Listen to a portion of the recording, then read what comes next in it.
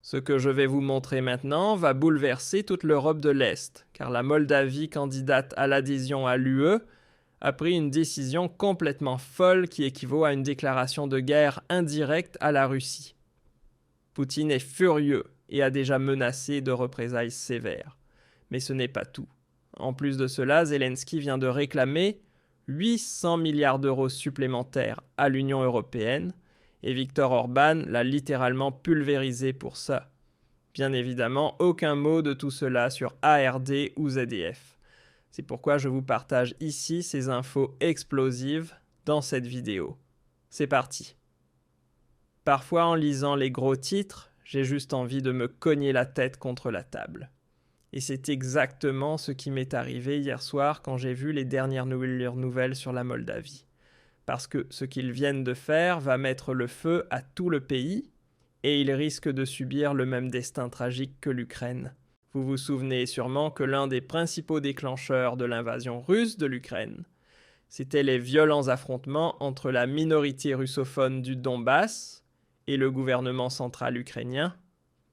Eh bien, exactement la même chose est en train de se produire en Moldavie. À l'est de la Moldavie se trouve la République autoproclamée de Transnistrie, où la majorité de la population est d'origine russe, mais qui n'est reconnue par aucun pays dans le monde. Jusqu'à présent, tout cela fonctionnait plus ou moins bien, mais c'est terminé. Le site Euromaidan a publié l'info suivante. Rapport de front, l'Ukraine et la Moldavie tentent un piège à l'armée cachée de la Russie, l'armée de minuit. Les Ukrainiens et les Moldaves ont désormais imposé un blocus total à la Transnistrie, marquant un tournant radical.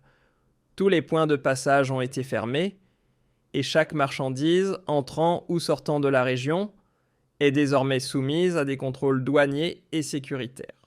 Et l'objectif est clair, affaiblir l'influence russe en Transnistrie sans déclencher une guerre ouverte. Cela commence par une mise à l'isolement politique. Les dirigeants séparatistes perdent leurs canaux extérieurs et ne peuvent plus agir de manière autonome. En plus, ce blocus coupe aussi l'approvisionnement logistique des quelques 1500 soldats russes présents sur place qui dépendent du carburant de l'équipement et des biens de première nécessité. Waouh! Franchement, rarement j'ai vu une décision aussi incroyablement stupide. Donc la Moldavie ferme ses frontières, tente de briser l'influence russe et veut même expulser les soldats de Poutine du pays. En gros, exactement comme Zelensky l'avait tenté en Ukraine de l'Est, ce qui, rappelons-le, a donné à Poutine un prétexte parfait pour lancer la guerre. Et là, on entre dans une zone ultra dangereuse. Sérieusement, à quoi pense le gouvernement moldave? Qu'il suffit de claquer des doigts et que Poutine va rester les bras croisés sans réagir.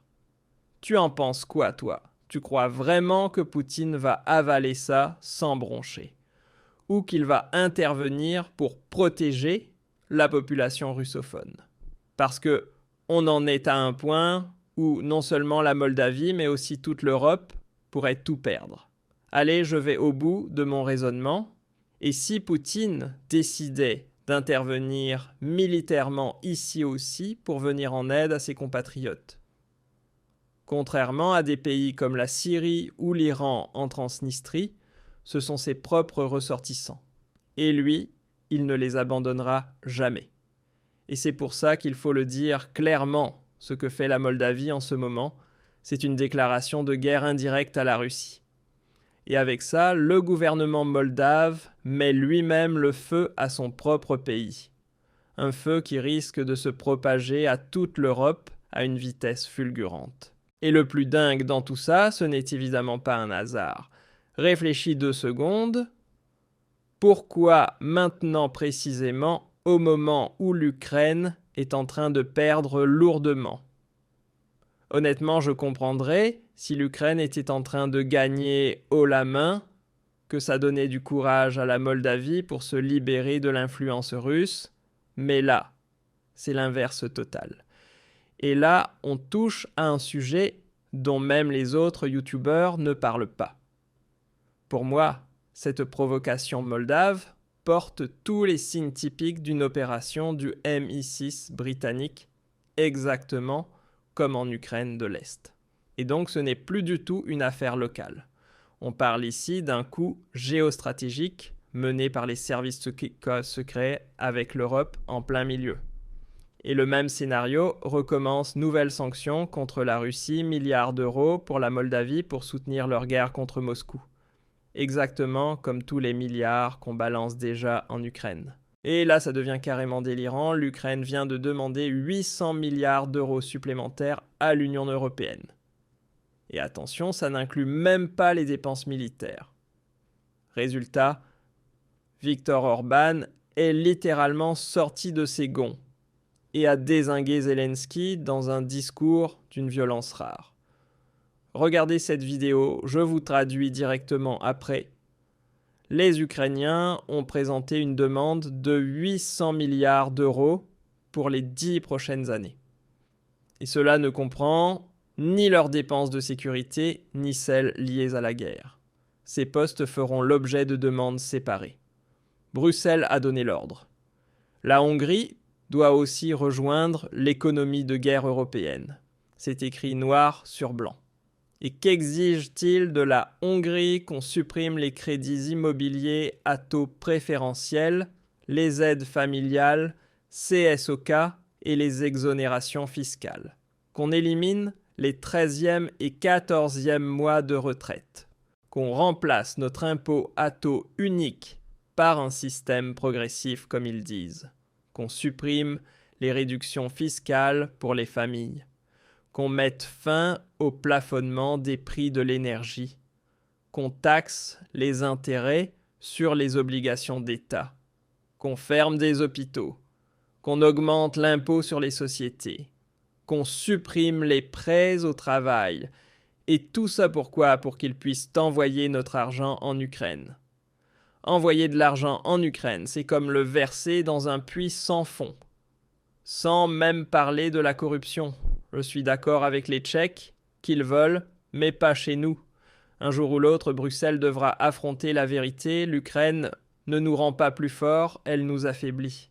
Pire encore, à ce rythme, elle est en train de dévorer l'économie européenne. Waouh, mais quelle claque ce discours d'Orban! Et il a complètement raison. Il ne va pas piller son propre pays pour ensuite envoyer tout l'argent dans une Ukraine rongée par la corruption. On n'est pas obligé d'approuver tout ce qu'Orban dit, mais là, sur ce coup, il a 100% raison.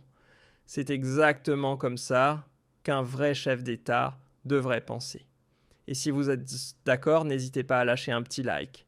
Et ça nous amène à la question centrale, à quand le moment où nos politiciens européens ouvriront enfin les yeux et lâcheront Zelensky une bonne fois pour toutes? Même l'ancien président tchèque l'a dit à la télé hier, le rôle de Zelensky s'arrêtera dès que des figures comme Merz Macron ou Starr cesseront de miser sur lui. Václav Klaus en est convaincu une fois que les élites européennes comprendront que parier sur Lens ne leur rapporte plus rien, elles le laisseront tomber. Et voilà où on en est en Europe au bord du gouffre économique, avec une Ukraine qui réclame toujours plus de fric, et maintenant une nouvelle poudrière qui s'allume en Moldavie. Si Poutine décide de réagir, ce ne sera plus une guerre régionale, mais une escalade qui engloutira tout le continent. Et la vraie question, ce n'est pas si ça va arriver, c'est qui va payer l'addition cette fois. Dites-moi ce que vous en pensez dans les commentaires.